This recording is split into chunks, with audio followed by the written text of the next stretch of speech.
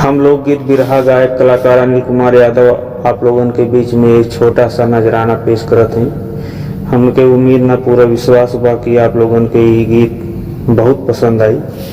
एक ठे घटना बहुत तेज वायरल भइल, अभी तक न्यूज चलत रहा सीमा हैदर के प्यार, लेकिन वही बीच में सीमा हैदर के लोग भुला के एक भारत से एक अजीब व गरीब घटना घटल। ये भैया वो घटना बा कैसे बतावल गई।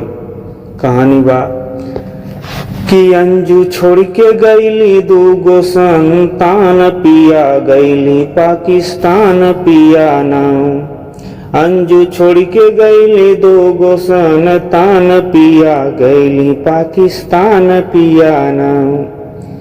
हे पिया ए सैया बतावत बा कि कैसे ये न्यूज देखा।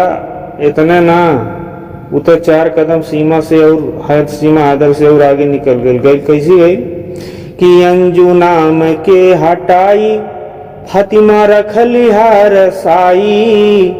अरे फातिमा रखली हर साई, फातिमा रखली हर साई। अरे कैली नसरुल्लाह से, हो कैली नसरुल्लाह से निकाह, पिया गईली पाकिस्तान पिया ना। कैली कि पाकिस्तान पिया ना, हो पाकिस्तान पिया ना। इतना ना और का कहले बा बतावत बा सैया के अपने कहतिया कि सुना कि गईली तनिको लाजो नाही आइल। अरे तनिको लाजो नाही आइल, बेटी बेटा के भुलाइल। हो बेटी बेटा के भुलाइल, बेटी बेटा के भुलाइल। अरे 15 साल के बेटी घर में बासयान, पिया गईली पाकिस्तान पिया ना। घर में 15 साल के बेटी बासयान, पिया गईली पाकिस्तान पिया ना। हे सैया ऐसन प्रेम के भूत चढ़ली फेसबुक के द्वारा। फेसबुक से आज ओकर 2019 से लग चलत रहा और मौका पा के यार देखलस कि सीमा सचिन यार इंडिया में आ गई, सीमा हैदर इंडिया में आ गई। तो ऐसा न करी कि हमहू के हमरो थोड़ा चर्चा हो जा, नाम हो जा। तो कैलिस का कि ईसाई धर्म के बदल ले, मुस्लिम फातिमा कहवले, मुस्लिम फातिमा कहवले, मुस्लिम फातिमा कहवले। अरे 5 साल के बेटा दिहले ऊ भुलाई, पिया तनिको ना लजाई पिया ना। अरे 5 साल के बेटा दिहली ऊ भुलाई, पिया तनिको ना लजाई पिया ना। इतना ना गईल कैसे वो न्यूज में आयल कि राजस्थान अलवर से निकलले बाबूजी वो अपने पासपोर्ट वीजा सब कुछ रेडी करा लालस। केहू के पता तक ना चलल, ओकरे परिवार ओकरे पति के भाई माँ बाप केहू तक के ना पता चलल। पति से पूछलस पति की कहाँ जात हो, एक प्राइवेट सरकारी नौकरी में काम करत रहल। तो पति से बतौला कि हम अपने सहेली से जात हई मिले।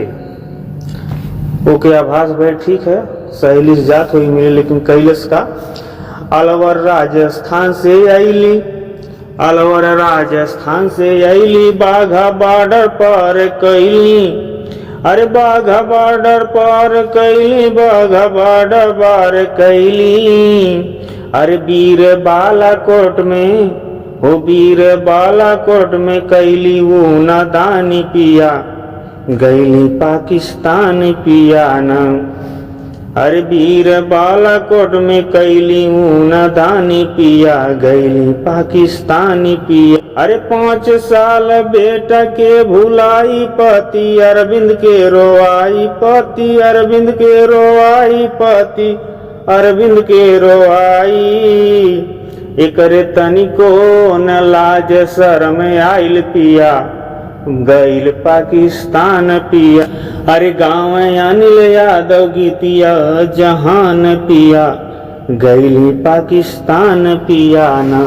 अंजू छोड़ी गईली हो अंजू छोड़ी गईली दूगो संतान पिया, गईली पाकिस्तान पिया न। अरे सोचल सीमा